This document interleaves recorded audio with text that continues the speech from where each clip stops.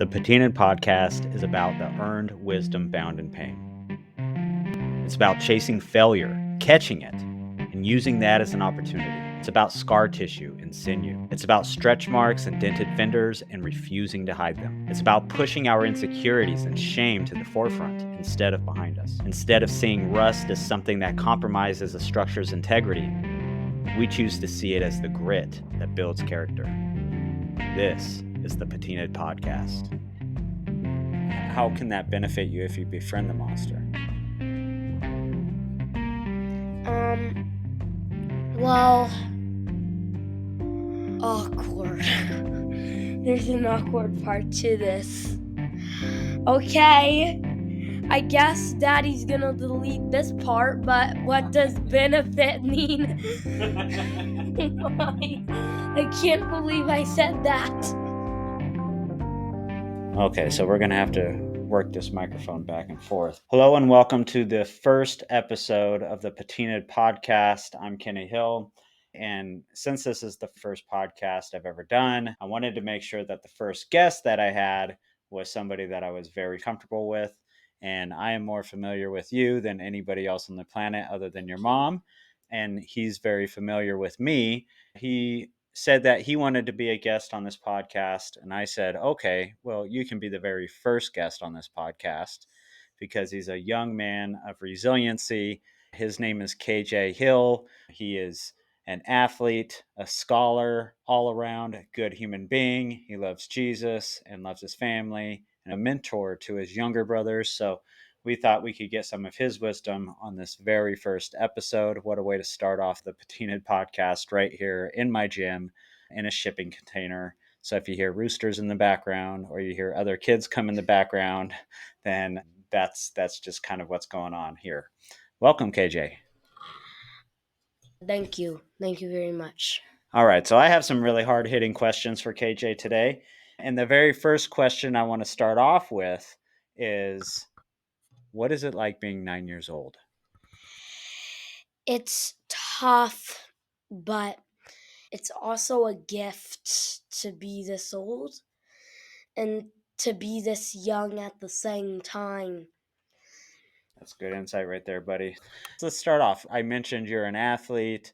I know you've played 3 sports in particular. You play a fourth one that you really like playing on your own here on our property. Tell us a little bit about what sports you enjoy and why you like them. Okay. First things first is gonna be my first sport. It's baseball. It's a fun sport to get around. You really have to just get it's it's so hard to explain. Yes. Go ahead and You try to relax. I know I just did a podcast last night, so or as a guest of a podcast last night, it's very unnerving. Yeah. So just take a deep breath and try to answer the question. You're not trying to impress anybody. Okay. You have to go through a lot of levels, and they're hard.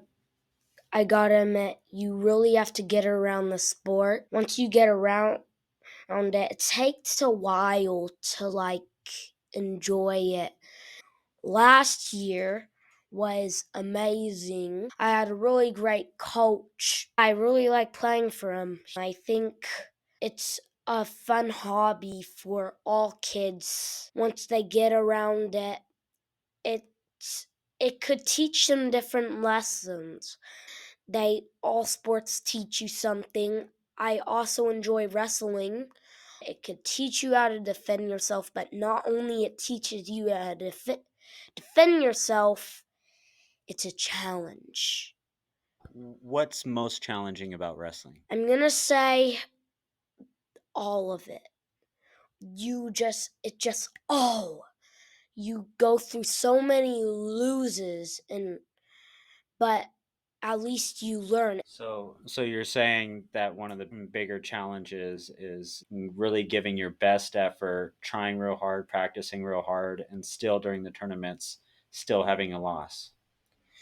Yes. Okay, great. And you just finished some jujitsu, about 4 months of jujitsu. How was that? It was great. The jujitsu, it's more dangerous than wrestling, and wrestling is a lot more hard work. I think it was a fun sport. I will definitely do it again. My coach was Jason. I'd like to thank him if he's listening. Yeah, and then Journey, he was chill and good at jujitsu at the same time, but that's what probably gave me a good start to get used to jujitsu. Yeah, I think with Journey, he's a year older than you. He's Yes. definitely heavier than you and bigger than you, so is able to give you some good challenges in Yeah. jujitsu.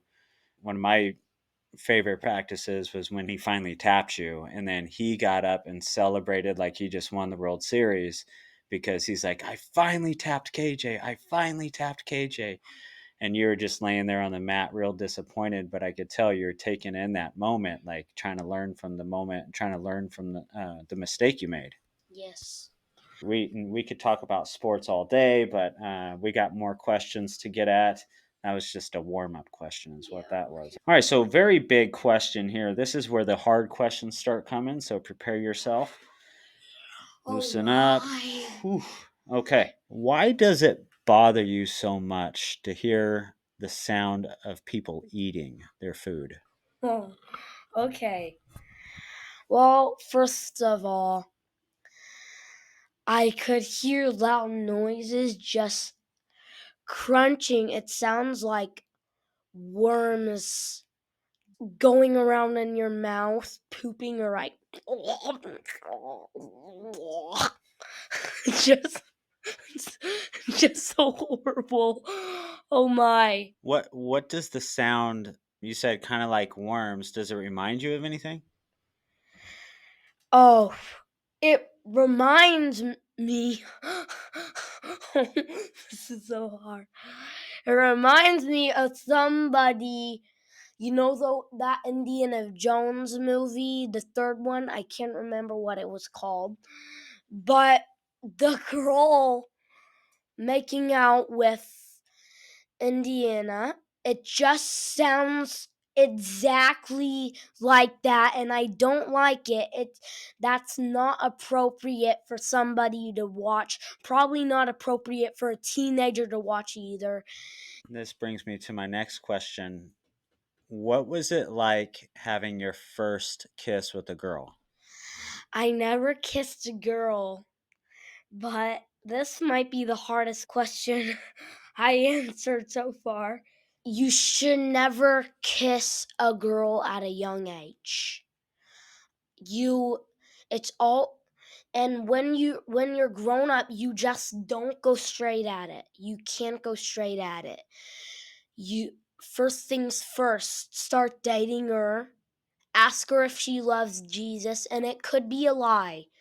You have to use your detective skills to find out if she loves Jesus or not. One of your favorite short cartoons is the one I made, which is Story of Two Roads. Yes. I'll leave in the description box a link to the short little 3-minute video that KJ likes. But two roads or two paths is a general metaphor that's used often for two different choices you can make in life. So I made my own version of that. And the way that version goes is it's two roads and you have to make a choice. You're looking at two split roads, and off to the left is one road, and that road off to the left is called avoidance road. And that road at the very beginning of the entrance has some nice California poppies at the entrance, and it looks very clean and very clear. There's nice weather, but you don't have to look too far in the distance to begin to see that the weather is changing, to begin to see that the people that are around are wearing masks. They're covering up some of their insecurities, and they're covering up things that they got going on in their life that they prefer to not address. And the further you look down the road, the worse things kind of become. And then you have the second option, which is Fear Road. And Fear Road is split off to the right. And on Fear Road, at the very beginning of it, is a big, scary monster. It's a giant monster, so huge that it's basically blocking your vision. You can't even look past it. The big, scary monster is so huge. And the monster is looking at you and it's saying, "Don't you dare. Don't even think about it. Don't come down this road. If you do, I will expose all of your fears. I will reject you. I will show you all your insecurities. Don't even do it. Don't you dare." And so these are the two paths that you have in life. KJ, which path do you take and why? I'll take Fear Road because even though the monster looks scary, all you need to do is be friends. Because once you become friends, you'll see a whole new nation. You'll see real flowers, people who made it through this road too, and they get it. And you'll find that you chose the right path because this is just the path you need to be in. Getting used to a challenge and going after that challenge, tackling it, and you just need to grip onto that challenge and don't let it go. You'll learn that the monster was worth a risk. How can that benefit you if you befriend the monster? Um, well, awkward. There's an awkward part to this. Okay, I guess Daddy's gonna delete this part, but what does benefit mean? I can't believe I said that. Benefit means like it helps you. Oh, okay. It'll teach you that you can be tough. If you believe in Jesus, you know, everything's gonna be okay. And even if you die, you'll go straight to heaven. Hey, maybe I didn't survive, but I went to heaven anyway, so that was worth a risk. If I'm a friend with the monster, I'm being friends with the challenge. The challenge is a challenge that leads you to glory. You're rising up to new levels, and the more those levels rise, the harder the challenge is going to get. And then That's a good point. That's a good point. Each level you attain, the challenge only continues to get harder and harder. yeah, So why even try? Why even try if each level that you get to continues to get harder and harder? Why even keep going? because it's part of life. The couch potatoes, there are lazy people out there. I don't know if you're one of those. I'm sorry if I hurt your feelings, but you can't just sit there. Because what you're doing is you're wearing a mask. You're pretending you have a happy life, but the fear road is life. The avoidance road, you're not going to die or anything, but what you're doing is becoming that couch potato. So one of the questions I ask your mom from time to time, just to kind of check in and see how I'm doing, is I ask her, I say, "How am I doing as a husband?" And it's a terrifying question to ask because you leave yourself accountable to her saying, "You're doing bad in this, I need more support in this," and that type of stuff. And she'll let me know when I'm not supporting her in something or she needs more time for something. And so I'll leave myself in this very vulnerable state to ask you the same question and put myself out there on the front lines of accountability. How am I doing as a father? You're doing great. It's tough though because nobody's perfect. People might lie, but if those people want a better life, they better say the truth. But So where do I need to get better? Well, this is hard for me because I love my dad and it's tough saying rude things, but I'm gonna say that you are a great father to me. You are the right father to me. But you can't have things where we're not spending enough time together and I really like you. See, the but I but that's the main problem is that when you go to work a lot and I'm fine with that. I don't blame you, but I just would like to enjoy a lot more time with you. And I'm going to say this if you could try to get a little bit more spare time and you did really good at this at Halloween. To you worked your work and you said, "Hey, I'm going to go trick or treating with my boys." So you did it earlier so you didn't have to do it. You're such a good dad to us that it's hard for me to see you leave our house. I always think in my brain, when is he coming back? I'd like to spend more time with him.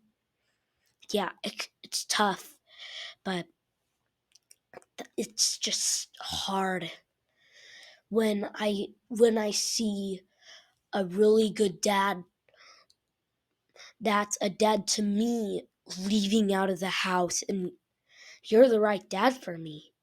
I miss my father, and in a lot of ways I miss the funny faces that he makes. I miss his hard working running skills. Um I miss to see him stretching out. I miss see him cooking dinner. I miss him in a lot of ways. That's that's all I have to say. It was really tough saying this, Daddy. I don't know of anything else to say. I'm not mad at you, buddy. Okay. That's it's hard to hear, but I definitely understand it. From my daddy, I wish I had even just 15 more minutes with. So I can understand how time can go by and it can make you miss your daddy when he's not there, even if it's 2 days a week. I get it. That makes sense, buddy. Thanks for your honesty. You're welcome. So something I think is important to acknowledge: your mama has one of the toughest jobs of them all, and it is the most unappreciated job. Not just being your guys' mama, not just being a mama to four crazy boys, but also being a stay-at-home mama. And these days, stay-at-home mamas don't get credit. They're not respected the way they used to be. There's been a movement to almost discredit the stay-at-home moms. But for your mama, she had it in her heart before we even got married. She made it clear, I'm going to be a stay-at-home mama.